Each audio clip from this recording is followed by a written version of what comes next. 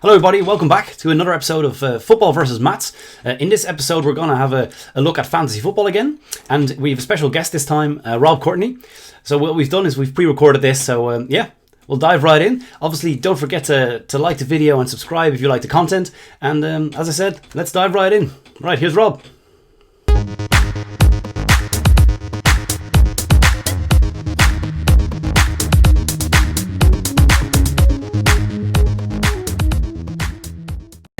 So here we are, back at, I guess, the second kind of episode of Football versus Maths, the fantasy football version, but the very first time we actually have a guest here, Rob Courtney. Welcome, Rob. For, I guess, the people who are watching this now and don't know, this is the second time we're recording this video, because yesterday we did it without the audio. We had some trouble, so yeah, take two. Good to have you on board, Rob.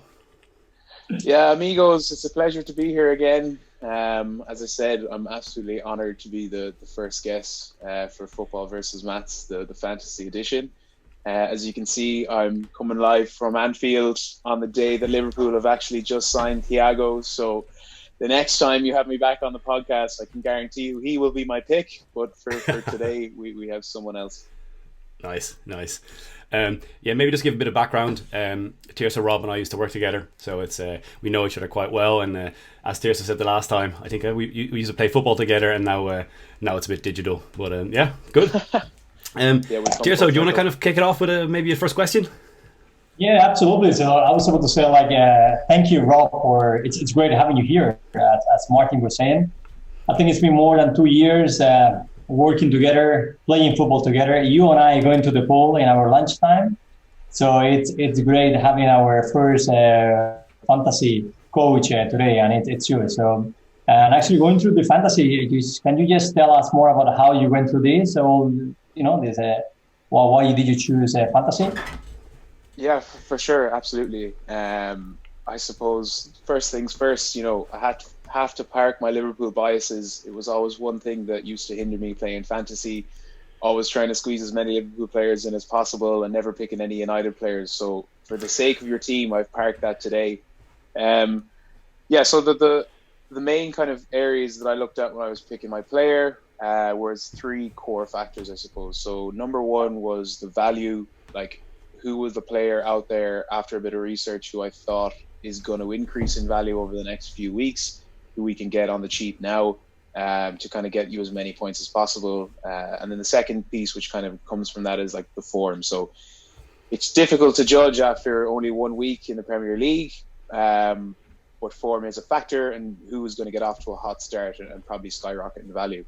And then the third factor was the sort of average fixture difficulty over the next 5 games from the players I narrowed it down to. Mm-hmm. I've looked through the scouting reports to see, who looks good, who can I actually afford, and then who do I want to sell from the team and why. So unfortunately, we can't get Salah into this week's team, but maybe next time. We do it. Good. Do you want to? What I can do maybe is to share my screen with you, Rob, and then you can kind of talk us through what players you were looking at removing and who you're looking at getting into the team.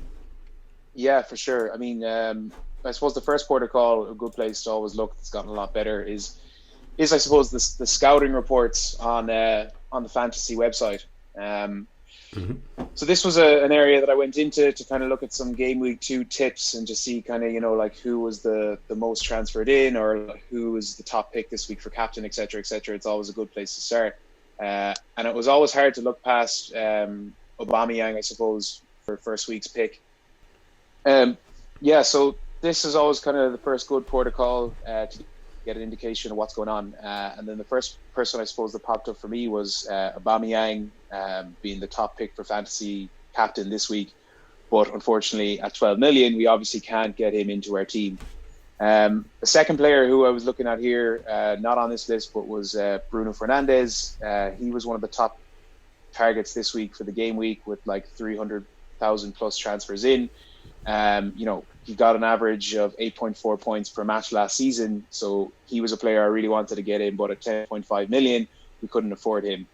Next up here, as you can see, Willian, who we do have in our team, so I'll be keeping him there this week. Raheem Sterling, another top target for most players. unfortunately, at 11.5 million, we couldn't quite afford him.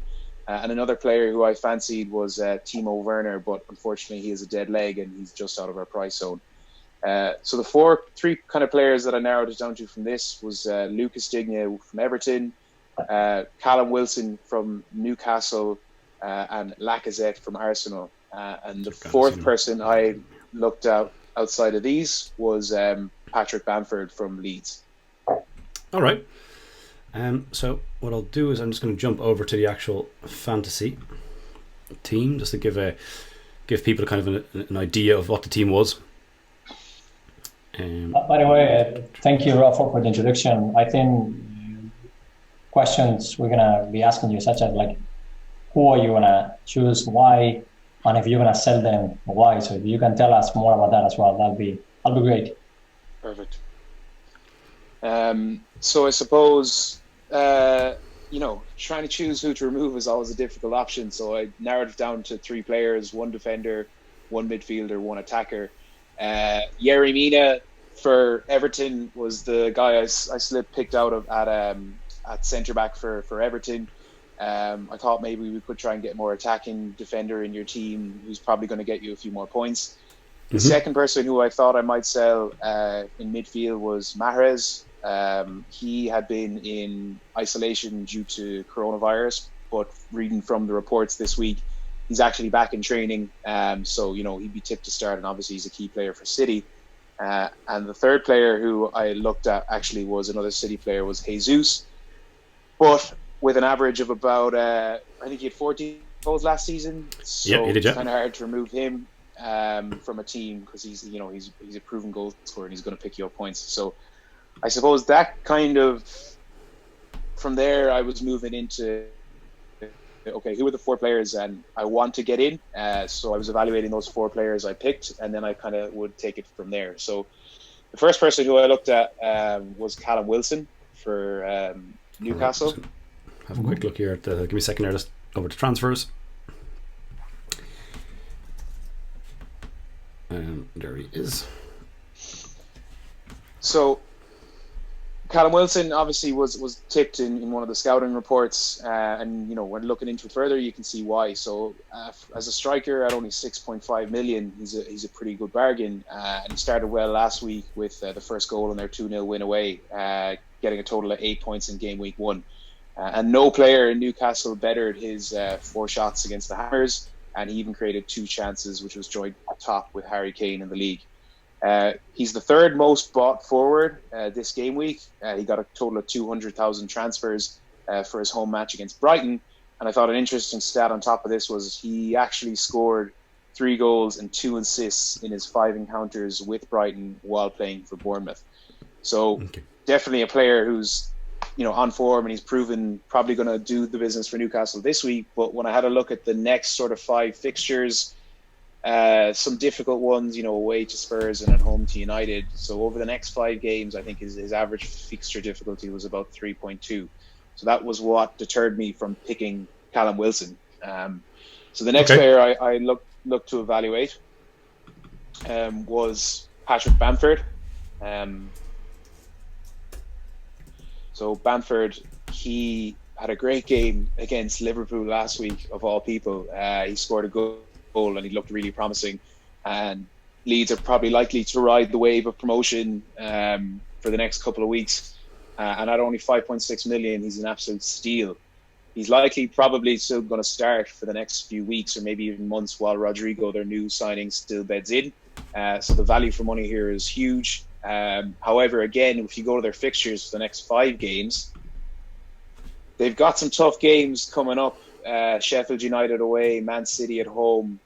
So at an average fixture difficulty of about 3, it deterred me from picking Bamford as opposed to the person who I have chosen in my squad this week. So that moved it on to option number 3, which was Lacazette for Arsenal, which was surprising to me when I looked into the stats. Like, he's only in 4.7% of people's squads for a home match against West Ham. Like, he scored a goal last week, the opener at Craven Cottage, and I thought an interesting statistic that popped up was he scored 28 of his 37 Premier League goals in home matches. So highly likely to have a good performance this week. But again, if you go into the next 5 fixtures, some very difficult games. Like, I mean, they're obviously coming up against the champs, Liverpool at home. So that's going to be tough for them. But they've also got City away. So I think their average fixture difficulty was about 3.6. Again, that was the reason I didn't choose Lacazette. All right. So who did you go for in the end? So the person who I did pick was Lucas Digne, the Everton left back. And this is why I decided to replace Yerry Mina at centre back. 1 second there. I think so. Digne. Yeah. Yep. So Lucas Digne, his free kick last week gave the assist for Lewin in their 1-0 victory against Spurs. So the Frenchman also contributed to a clean sheet, similar to Yerry Mina, who he had in centre back. So it meant he actually picked up the maximum or bonus, and it got a total of 12 points. So when I kind of evaluated these 4 players and I looked at the straight swap between Yerry Mina at centre back versus Digne at left back, who's more than likely probably going to get more assists if he's taking free kicks, I thought it was a no-brainer to swap a centre back for a left back for only an extra 0.5.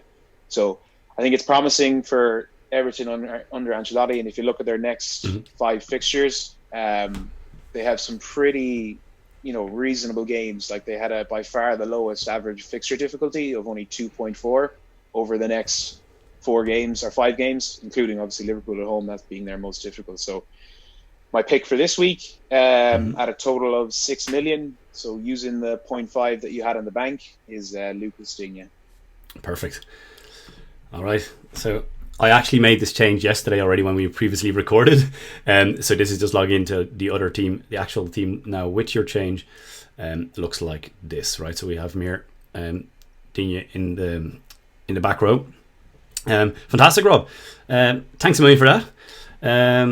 I'm trying to think if there's any other questions that we need to ask you right now, but otherwise I can let you know that we're probably going to disappoint you with our prediction for the Liverpool match this weekend. But you'll find out about that later. Oh, fair enough. All right, lads. Well, that'll be one bet you'll be getting wrong anyway. All right. Here, dear, so I don't know if you have any other questions for Rob. Otherwise, I would like to thank you anyway for this week, Rob, and let's see how you get on. Thanks, lads. Thanks for having me. All right. Cheers, Rob. Thank you for being with us, and hopefully it's not going to be the last one. We can invite you to order more episodes to our channel. I'm absolutely looking forward to coming back.